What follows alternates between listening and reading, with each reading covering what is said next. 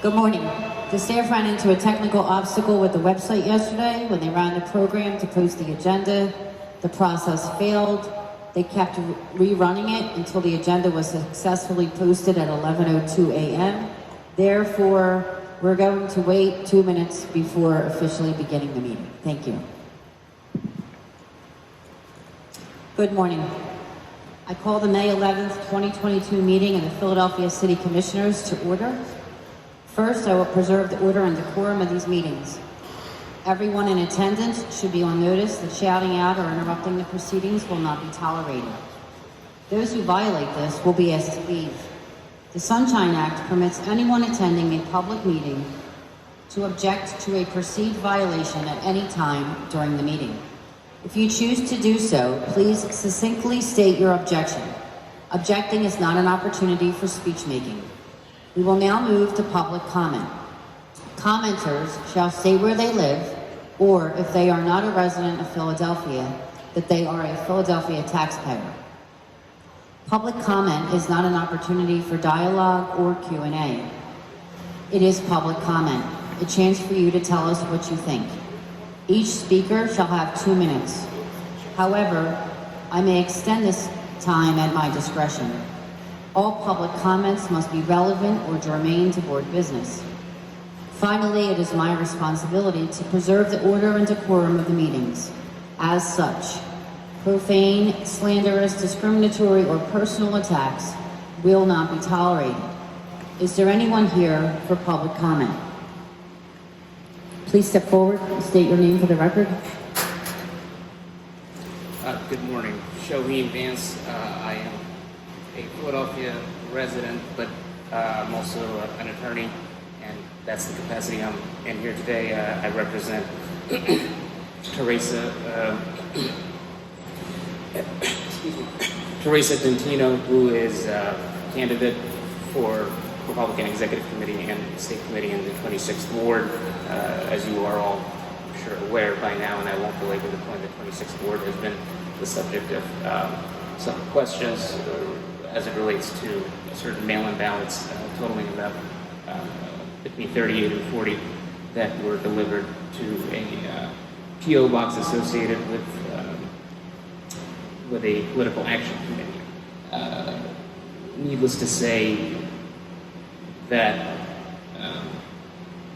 these circumstances are obviously somewhat troubling and raise concerns. So in light of that, we would like to lodge objections to the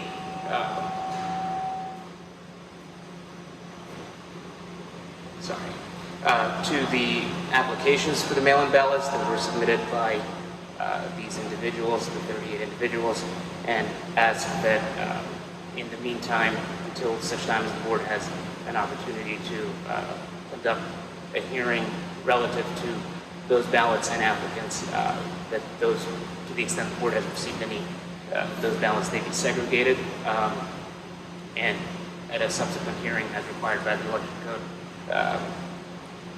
I think we can have a more robust discussion of both the legal and factual circumstances that surround this issue. Given that time is short, and there are a few other points that I think are important to touch upon, I also have a written submission for the members to review. Thank you.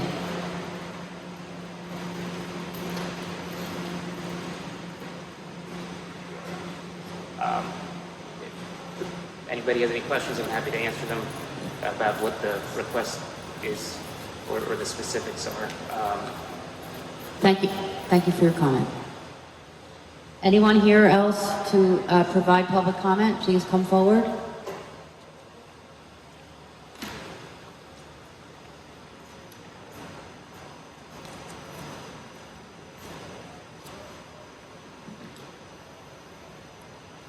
Good morning. Let me step back from the speaker a little bit. Hi, my name is Rich Garella from Protect Our Vote Philly.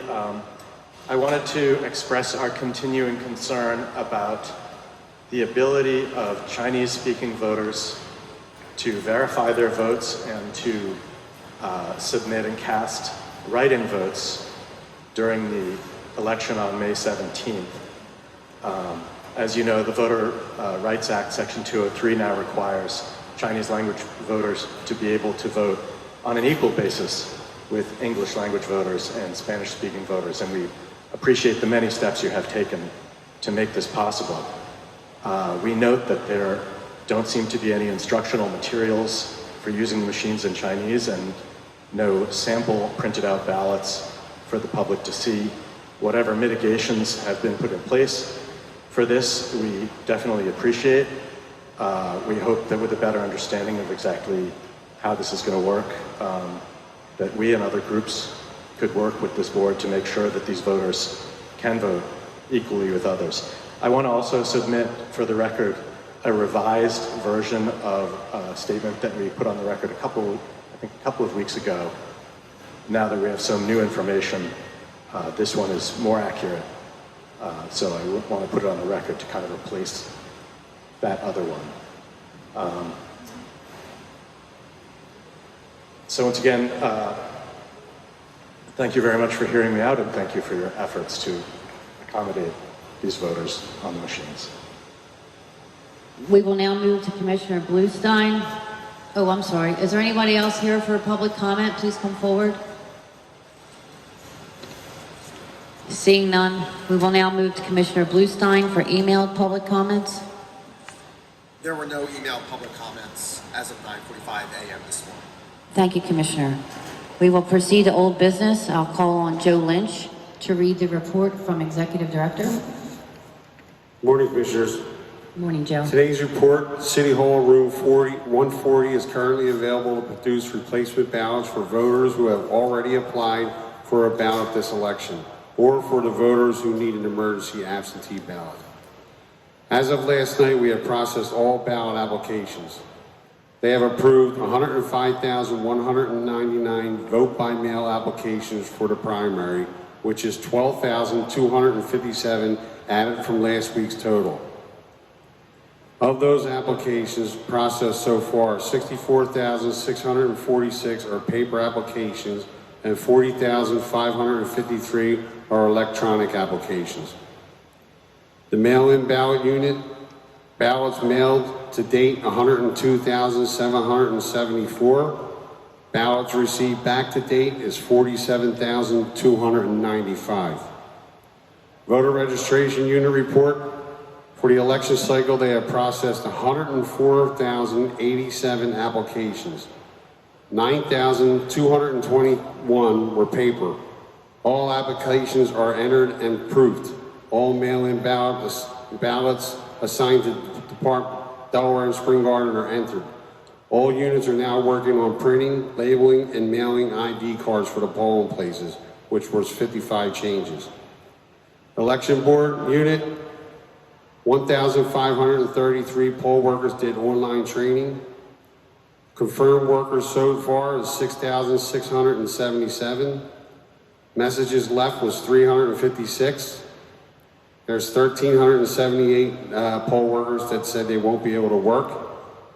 In-person trained poll workers overall was 2,463. The polling place unit, we will be going to court to seek an emergency change for Ward 35, Division 28 from Hill Creek to Franklin School due to chairlift replacement. Thank you, Joe. That's it. Thank you. Joe, real quick, I just have one question. When it says no-show poll workers who are not going to work, is that subtracted from the confirmed poll workers? No, the confirmed poll workers are confirmed. The ones that say no-show, they stand alone by themselves. There are people that say they're not going to work. Okay. All right? Thank you again. Before we begin new business, I have a few announcements that I need to get through. First, it is safe to go to the polls and vote in person on May 17th. We would urge voters to follow current health department recommendations, which were issued on April 22nd, 2022, and which strongly encourage, but not require people to wear masks in indoor public spaces. Second, if you are experiencing COVID-19 symptoms on Election Day, we advise the possibility of using an alternative means of voting by reference to instructions on obtaining and using an emergency absentee ballot found at philadelphiavotes.com or call 215-686-1590. Those symptomatic voters who refuse voting alternatives should maintain spacing of at least 6 feet from all other persons at all times while inside the polling place or while waiting outside the polling place. Third, if the line to vote in person is long and it is possible to wait in line outside, please do so. Fourth, we are still in need of election board workers. Those who are interested in serving an election board worker, please sign up at pollworkers.philadelphiavotes.com or call 215-685-4811. Lastly, we are also in need of people to serve as bilingual interpreters on Election Day, especially Spanish, Mandarin, and Cantonese speakers. Those who are interested in serving as a bilingual interpreter, please sign up at interpreter.philadelphiavotes.com or call 215-685-4811. I now call on Commissioner Sabir for his motion. Thank you, Madam Chair. Accessibility, the quality of being easy to obtain or use.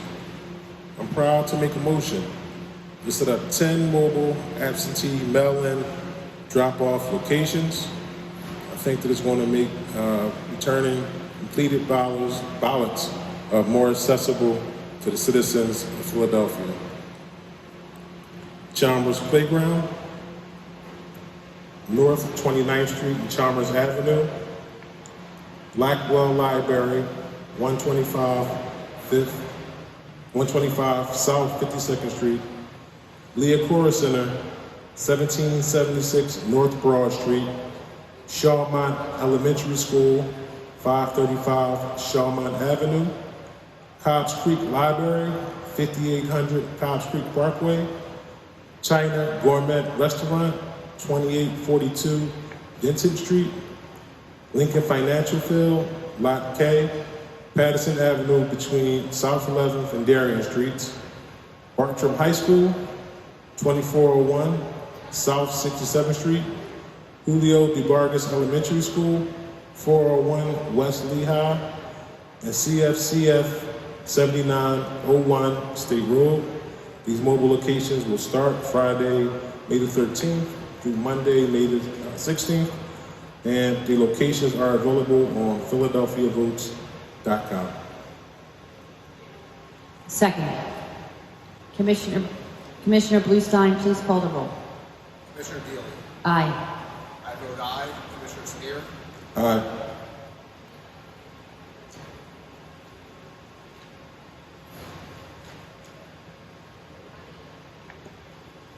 The motion to schedule the mobile drop-off events for May 17th election has passed unanimously. I call on Commissioner Bluestein for his two motions. I move that we approve the May 2022 absentee and mail-in ballot application challenge procedure document that was posted with the agenda and is available at the public comment table as the challenge procedures for absentee and mail-in ballots and applications for the 2022 primary and special election. Second.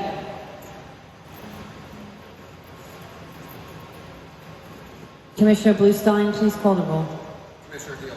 Aye. I vote aye. Commissioner Sabir. Aye.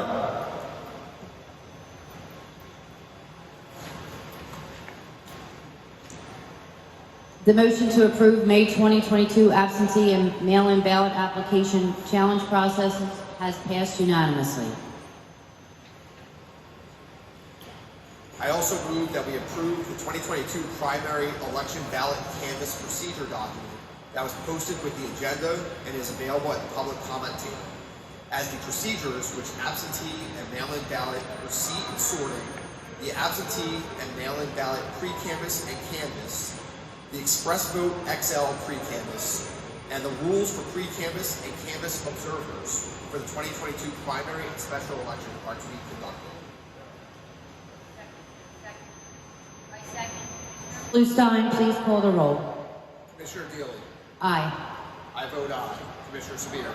Aye.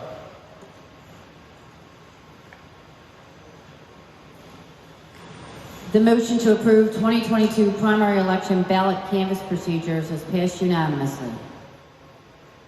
Finally, I have a motion. I motion that we authorize and deputize the Philadelphia Board of Election staff to prepare for and conduct a pre-canvass and canvass of absentee and mail-in ballots at the Philadelphia Ballot Processing Center. The absentee and mail-in pre-canvass is to begin on Election Day at 7 a.m. and is to be conducted in accordance with the board's historical practices and procedures. Procedures approved here today, the election code and other applicable law. The absentee and mail-in canvass is to begin on or after 8 p.m. on Election Day and is to be conducted in accordance with the board's historical practices and procedures. Procedures approved here today, the election code and other applicable law. The canvass is to begin on Friday, May 20, 2022 at 9 a.m. Philadelphia Board of Election staff shall take an oath prior to conducting the pre-canvass administered by the board's executive director and prior to conducting the canvass administered by the board. Second. Commissioner Bluestein, please call the roll. Commissioner Deeley. Aye. I vote aye. Commissioner Sabir. Aye.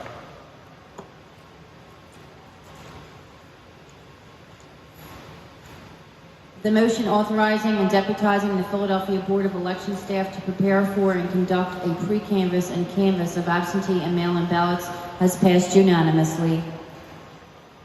Commissioner Sabir, do you have any items to be added to the agenda? No, I do not. Commissioner Bluestein, do you have any items to be added to the agenda? I have none. With no items remaining on the agenda, this meeting is adjourned to the call of the chair. Thank you all.